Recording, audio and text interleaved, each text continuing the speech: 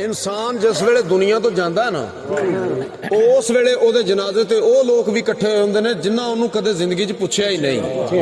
ਅੱਜ ਕਿਸੇ ਕੋਲ ਪੈਸੇ ਆ ਜਾਣ ਚਾਰ, ਉਹ ਮਾੜੇ ਰਿਸ਼ਤੇਦਾਰ ਛੱਡ ਦਿੰਦਾ। ਇੰਝ ਹੀ ਗੱਲ ਹੈ ਨਾ। ਫਿਰ ਉਸ ਮਰਨ ਵਾਲੇ ਦੀ ਕੀ ਪੁਕਾਰ ਹੈ ਕਿ ਸੈਕ ਸੈਕ ਕੇ ਜਿਨ੍ਹਾਂ ਨੂੰ ਮਰ ਗਿਆ ਮੈਂ, ਅੱਜ ਸਦਰਾਂ ਵਾਰਨ ਤੇ ਆ ਗਏ ਨੇ। ਉਹ ਲੀਰਾਂ ਪੱਟੀਆਂ ਵੇਖ ਕੇ ਹੱਸਦੇ ਸਨ, ਅੱਜ ਕਫਨ ਸੰਵਾਰਨ ਤੇ ਆ ਗਏ ਨੇ।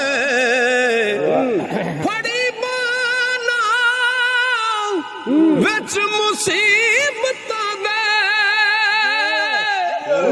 ਕਬਰ ਵਿੱਚ ਉਤਾਰਨ ਤੇ ਆ ਗਏ ਨੇ। ਉਹ ਜਿੰਨਾ ਫੁੱਲਾਂ ਨੂੰ ਸੈਕ ਸਰਦਾਰ ਮੋਇਆ,